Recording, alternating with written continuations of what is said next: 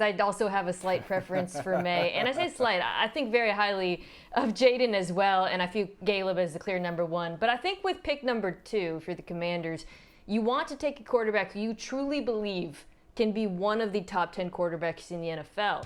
And when I watch Maye, I see a lot of the traits that I see amongst those top quarterbacks in the league. The arm talent, the ability to throw deep with touch and make throws from every platform. There is dual threat ability there. He can scramble, pressure mitigation, playmaking outside of structure. When Maye breaks the pocket, he's looking to throw. I actually view this as probably the biggest point of differentiation between him and Daniels.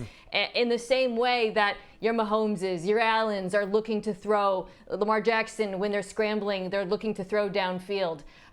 There are legitimate concerns about decision-making and accuracy that make you worry that while the ceiling is really high, the floor could be lower than Daniels. I accept that. But I think with Maye, given that he's a couple years younger, you feel like he's still a little bit earlier in his developmental curve, and you can draft him and then potentially reach that ceiling down the road.